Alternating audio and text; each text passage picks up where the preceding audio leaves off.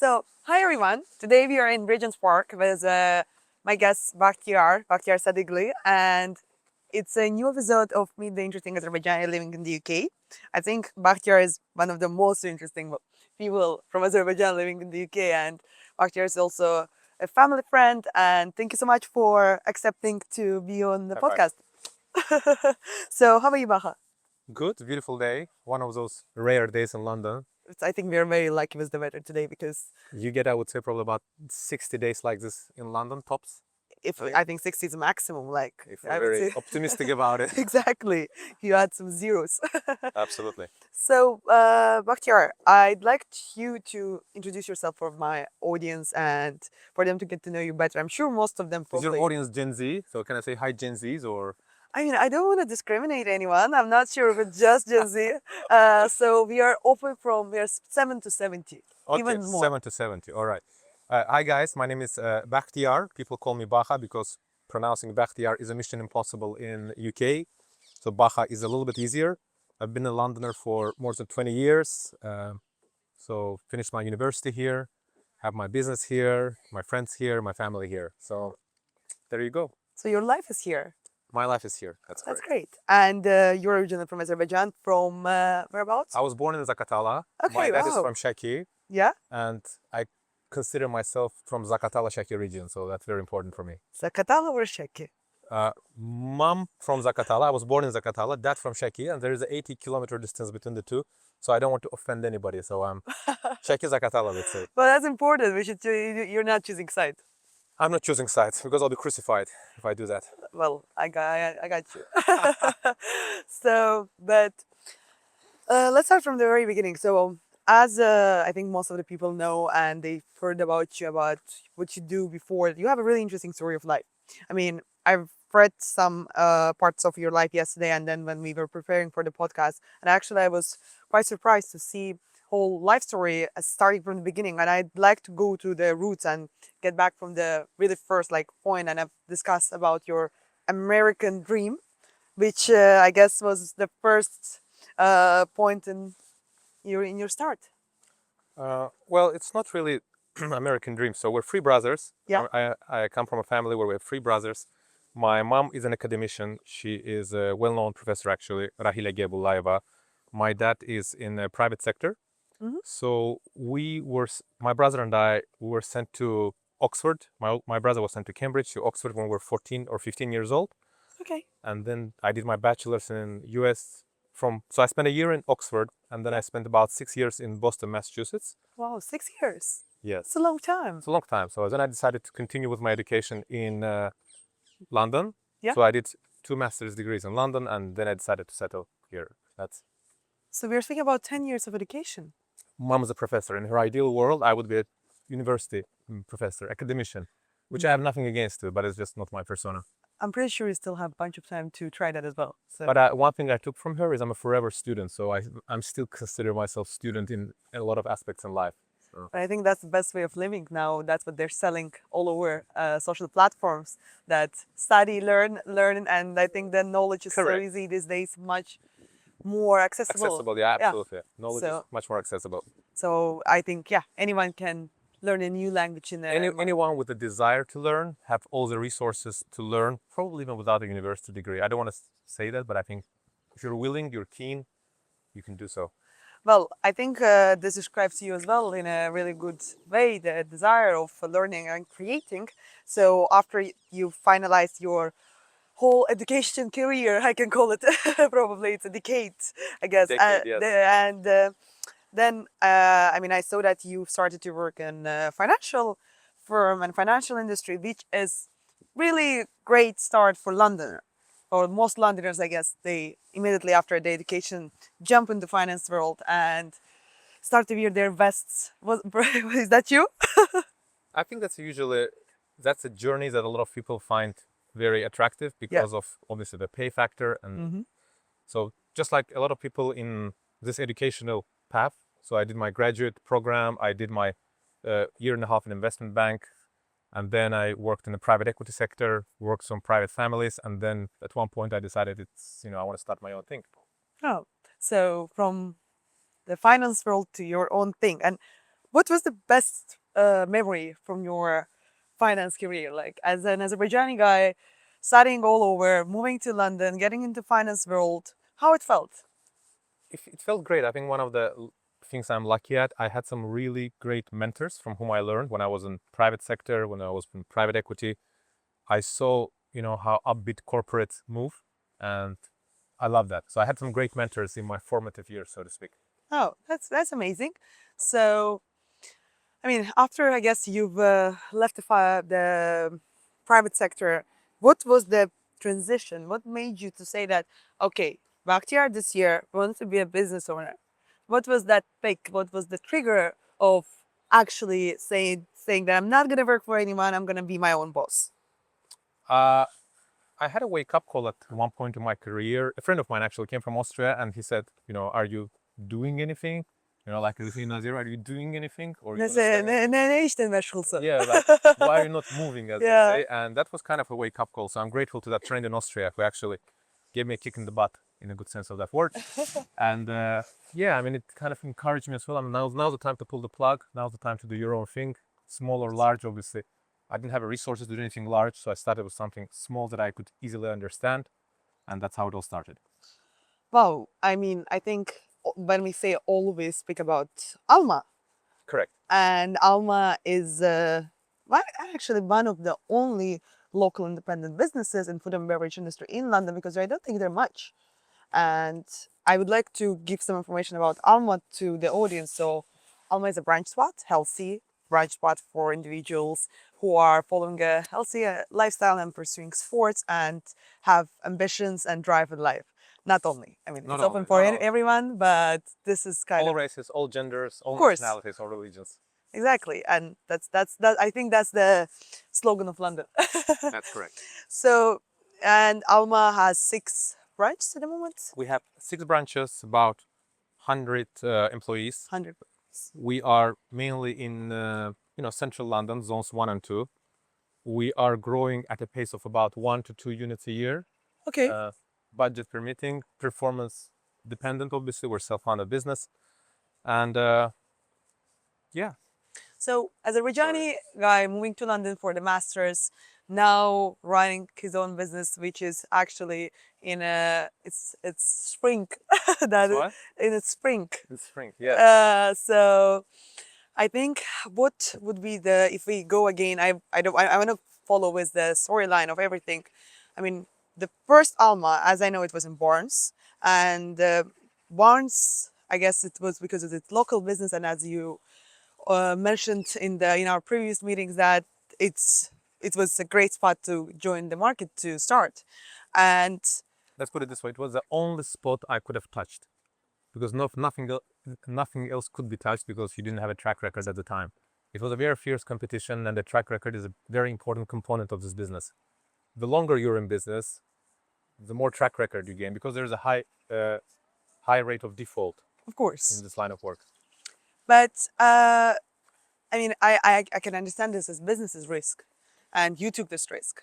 What was the motivation behind the risk? Because I guess it was, we are speaking about 2017, 16? 16. 16. So what was your motivation, beside the fact that your friend from Austria asked you what you do?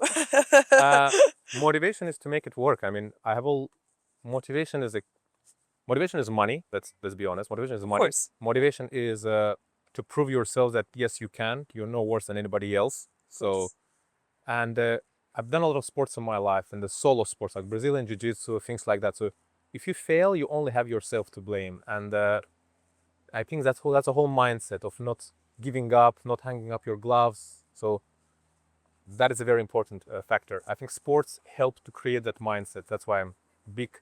That's why right now Alma has a lot of sports collaborations, actually. So we're doing one with the Brazilian Jiu-Jitsu Academy, another one with the spinning studio. Yeah.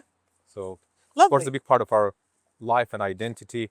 For me personally, for a company, for my kids. So I joined Alma on 25th of September as the content creator. So I feel like I started to understand the identity of a brand after some time, and now I can feel like I'm fully aware of the objective and perspective. And I think what you guys try to share. It's something authentic and unique.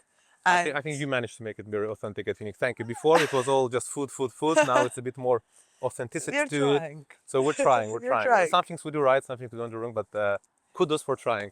I think everyone is trying. Life is about trying. Life is about trying. Life is about trying and not being afraid of making a mistake. As we know, and as most of the people in the audience know, that you're the founder of Alma. And Alma is a local business based in London, which been self-funded and been created by you. What does Alma means for you, and how did you start it, and how did you decide to actually open something from zero in a city like London? Good question. So in a direct sense of that word, Alma means apple in Azerbaijani, so apple. It also means something in Spanish, Italian. It means kind, soul, vitality. Plus, it's a short name. It's easy to pronounce, easy to remember. And lastly, it's also the name of my daughter. So she has two names, That's Farah, like, Alma. So in England, you can have several names, of compared to course. Azerbaijan.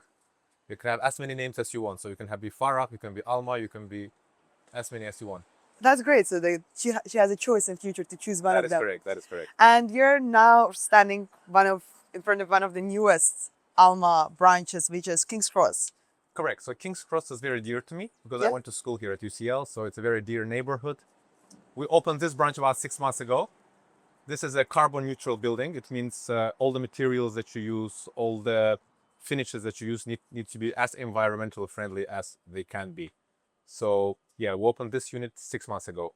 Oh, and to be honest, the coffee is quite good, huh? And You can't say otherwise. I'll kill you if it's otherwise. the location is great as well. And so, as I know, the story of Alma starts from Barnes. That's correct. And why Barnes? Why? How did you decide to start in Barnes? Is it some personal reasons, or was it perspective for business? No, we started in Barnes because when I was starting, the food and beverage market was at its height. Yeah. And it was very difficult to find the secure location without having a previous track record in this line of work. So we managed to start in Barnes, and it was one of our it's a very dear baby, but it was a difficult location to work. So for the first 2 years were very challenging, very difficult. We nearly went bankrupt. So I was literally giving out flyers, and it was a very difficult journey to make it work. I think it will be very interesting too for the audience to see the flyers. And I'll share the photo. I'll share the photo with the flyers. so, Bakhtiyar, as you just said that you started Alma, you were giving the flyers, and I think that's one of the most beautiful parts of each business, to actually create something from 0 to 1. But people have no idea how it is actually in the backstage and how hard it is sometimes to use your origination skills in the right way. What was your secret, and what was the motivation behind actually doing something beautiful like this in London? So it's a never-ending learning curve, basically. We are continuously evolving as a concept. We're continuously refining the concept. And the biggest challenge was lack of know-how. Obviously, I didn't know how to start a business here. It took a lot of trial, error, costly mistakes, and a lot of stress. But with the support of family, friends, community, we somehow managed to overcome it. I'll share with you the photos when we're giving out the flyers. I will share with you the poster when we actually put our first restaurant for sale, so it can support the narrative. And that's great. And was that just you, or there were some other friends giving flyers away?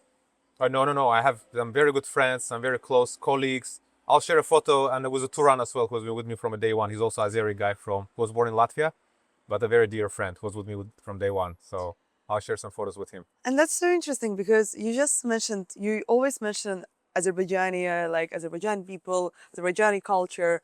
And how does it feel as an Azerbaijani to own a business and food and beverage industry in London? Is it something that you can relate to as a cultural wise, or this is completely different and new for you? It's completely different and new, and you need to earn your reputation. You need to earn your reputation through the deeds, through the actions, for things you say, through the way you do things, and this reputation is not earned overnight. So regardless wherever you're from, be it Azerbaijan or wherever you're from, so it's an open market. Well, I think that's the most interesting part. Well, would you like to show us a bit inside? Yes. So this is our latest unit. We opened it about 6 months ago. It's a So cool. carbon neutral building in King's Cross. So every finish, every material that was used here is as environmentally friendly as it could be. So yeah, come on in. So Baha, this is so cool. First of all, I have few questions. Far away. Why it's this exact color, the pastel green? I think green is a very calming color. We experimented with few colors. For example, our North Coast Road is red and it's Yeah. very vibrant. It's energetic. I prefer actually green because it's more, it's a very calming, peaceful color. So we decided to go with green here. I also think that it's important that you guys really fill the location. I don't see the screen in North Coast Road, for example, but here I don't see the red. So it's I feel like it's a right placement as a location, the energy, the Look, building. we're experimenting with things. Yeah. Sometimes we get things right. Sometimes we get them wrong. So there's Right, no really shame in it. great. So here I think we did quite well. No, great job, and especially I love the details because can see that you're a person who knows everything in the Alma from A to Z. I try to. I don't know everything, but I try to. I'm pretty sure you know the how many grams exactly in this coffee bag. 2 kilograms. So, and would you mind to share with me that because Sure. I'm a big coffee person, but Okay. I never can find the right one for me. So we use a 2 kilogram. Yeah. And this is our takeaway bags, by the way. So 2 kilogram bag. Obviously, little secrets here. You should tell all your friends about Alma Cafe. And Real the friends. rest. Real friends, yeah. I like that. Real friends. Real is the key. We have small cues about Azerbaijan. For example, if you can see here, it says from Baku with love. So Is that because was your personal choice to add there, or why exact that place? Why on the coffee? just part of our identity, We're from Baku, we want to maintain it. This is our lovely manager, by the way, Rashad. Rashad, say hello. I think Rashad is also from Azerbaijan. Rashad is also from Azerbaijan. So He's a multitasker, so it's so beautiful to see so many Azerbaijani people working together in a different country. We have about 100 people Yeah. as of today working in Alma, and we're from all over the world. I would say probably about 10% of those people are from Azerbaijan originally, and the rest is from all parts of the world. Very diverse community. I think it's still great that how you support still your people as well. And I can see over there the Baku breeze, which makes me smile. Small cues, small cues to let people know, we have something to do with Baku, Azerbaijan. So Of course. it's in our DNA, I think hospitality is in our DNA. It is. Not easy line of work, but, if you get it right, it can be very rewarding. Well, I can see the happy faces in the Alma at the moment. So I guess Thank that's what probably makes you feel most rewarded. It does.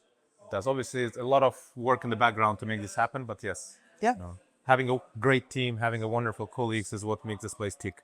of course. Without them, it will be impossible. That's amazing. And what's the secret behind the talent Scott?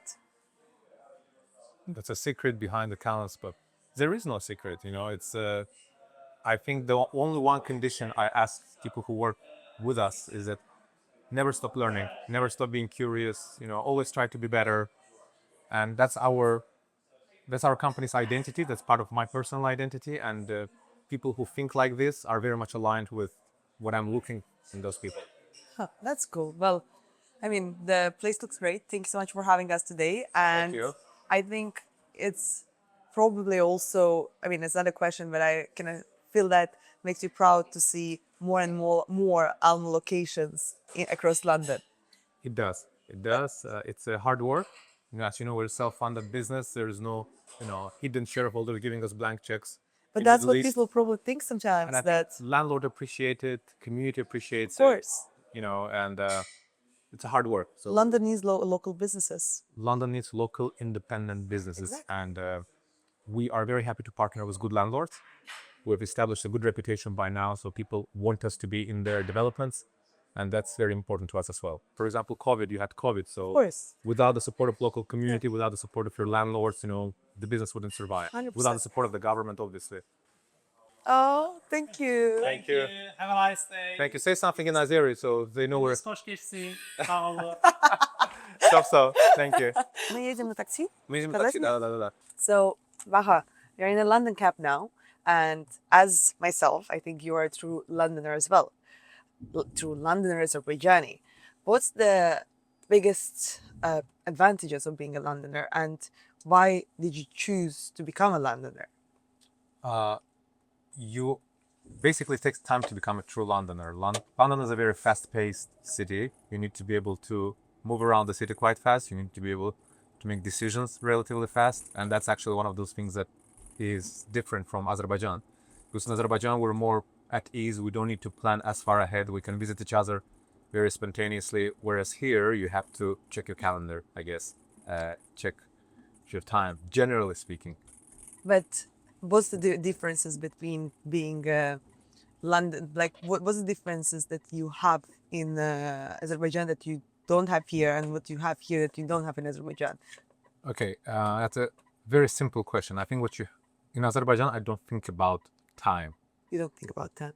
when I'm with friends. Here, I constantly think about time and how to get a lot of things done in a certain amount of time. So you think that the cost of time is much more higher in the UK than in It's not Azerbaijan? one cost of time, it's just the structure of the life here. So everything is very structured, fast paced, which has advantage to it, but sometimes you want to slow down. So you do need this slow down moment. And I think COVID was one of those best Slow things down. that everybody slowed down, the whole city slowed down. So that was the eye opener. That's why a lot of people actually moved out of London. But I think Baku is it's a capital of Azerbaijan and an extremely progressive city nowadays. And I sure in a couple of years the entire world will know very well where Baku is and how Baku looks like. And it's quite a big city as well. Why do you think Baku is more giving you more grounded and slower impression than London? I think, by the way, I think everybody already knows about Baku. It's not about they will know; they do know. Everyone knows. Everyone knows, which is a great thing. You don't need to explain where it is on the map. I think. What was the second part of the question? That what makes Baku more grounded and more slower for you, because that's a really important thing. It's nowadays life is so fast. It's all about finding the peace, and people start to meditate for that. So Look, maybe it's a more individual thing. I have been living in London for 20 years, for more than 20 years. So in Baku, I have my family, my friends. So, and with family and friends, you never rush to do anything. You just enjoy their company. You just go see each other. You spend time with each other without thinking about the notion of time. And here it's more of work. So predominantly work, and work requires you to be very well organized, manage your time very well. And that's one of the great things I've learned in London. then Baku is a more a holiday spot for you. Baku is a more of a holiday spot for me, yes. Then probably if you would live in Baku and come to visit London, you would say the same thing maybe about London. Probably, because all in all, I probably spend about 2 weeks a year in Baku when I go for winter Yeah. holidays. But other than that, we're mostly in London. And obviously, as we mentioned earlier, your family, you're living here with your lovely wife and two kids. How's the family life in London? Because for me, it's hard to say since I'm on my own with my dog, and when you're individual in London, it must be, I guess, much easier because you're just responsible for yourself. But then you're responsible for the entire family. It's a completely different story. So how does it how you felt the transition of London, like before and then, like, and after you got got your family and your kids? Okay, I think if I was to give you a summary, I'll give you bullet points with advantages and bullet points with disadvantages. I think in terms of advantages, the good thing is you barely argue with your loved one, with your partner. The reason being is you only have each other. So whereas in Baku, if you argue, I don't know, you can go to your friends, family, in-laws, whatever. Whereas in London, you basically only have each other. So the chances of having big arguments is generally less. So I'm just my personal perspective on these things. In terms of downsides of raising a family here, obviously you miss your family, friends, going seeing each other, evening, going for someone with a tea without planning, and that aspect of it we really miss. We really miss that aspect.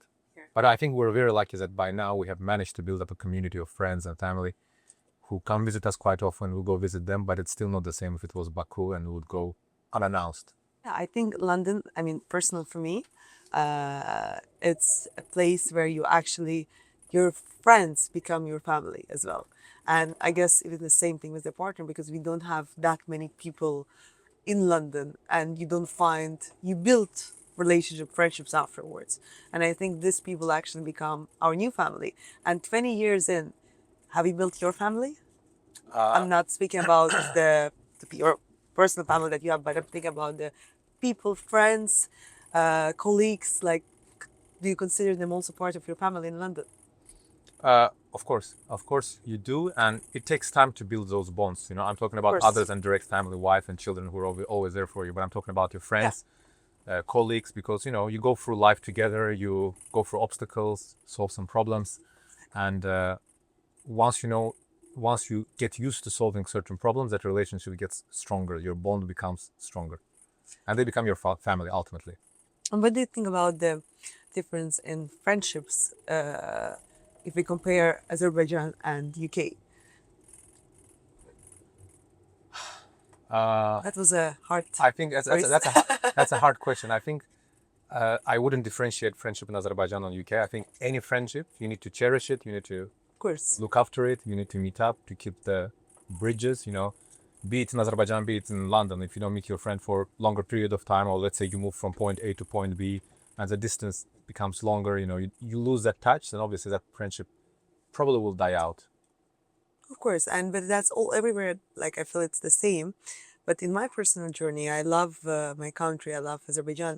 But when I was back home, I was struggling with building friendships. But when I moved to London, it's not about London itself. It's about the international aspect that everyone is sacrificing on something and leaving behind and moving here to build a new life. So they're, I feel like, more open to commute and actually to restart and build their own like family, which I call friends and colleagues. So what for me, what was the obviously the advantage of my new friendship in London, that they've been willing to fight for it. They've been willing to create it from zero. They've been willing to cherish. But I feel like when you live in your hometown, it's completely different format. Do you agree with me? Like, it's when you start something from zero, I feel like you appreciate it much more than when you've been friends for years. So I feel like London gave me that impression that you will be accepted and loved, and people will be there. Always will be new people who'd like to know you. No, absolutely, absolutely. London, by default, you know, you have a lot of Of people who course. move here who don't have their families here, so those bonds, those friendships become your, you know, driving force. Exactly.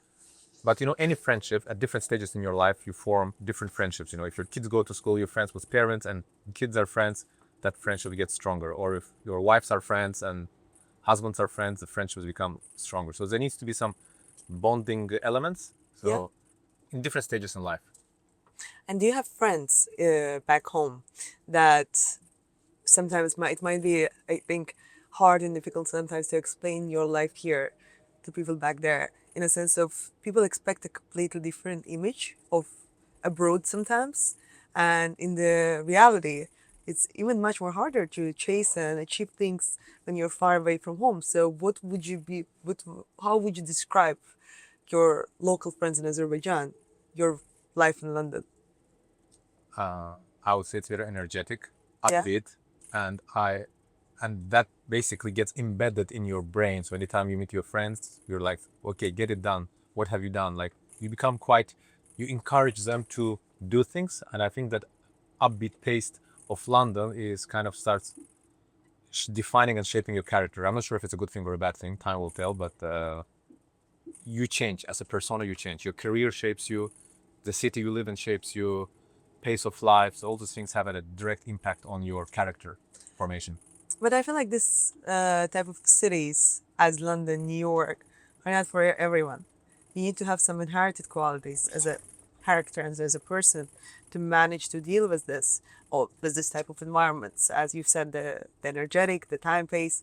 So, do you think it's also a personal like qualities and the characteristic lines that you actually manage?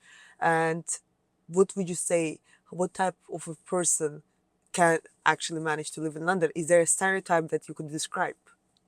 I would say a person needs to be adaptive. Adaptive. You need to be adaptive. You need to be able to adapt to new challenges, new environment, new settings. And I think if you don't, people struggle, have depressions. That's why I think that you have the whole issue of mental health, which is very acute here.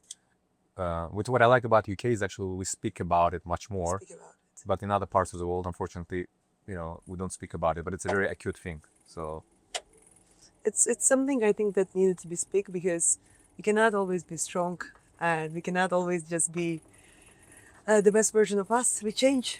Well, Yeah, I'm saying that I agree with you. I'm not saying that a man should go and cry or be all. he can cry. No, but I'm saying that if you need help, you should be able to reach out for help. Exactly. Even in the US, when we're students, we have student counseling. So if you're in difficulties, if you're struggling mentally, you need someone to talk to, you would go to your counseling therapy session and spill it out. And as you mentioned earlier, you've studied in US before you moved to the UK.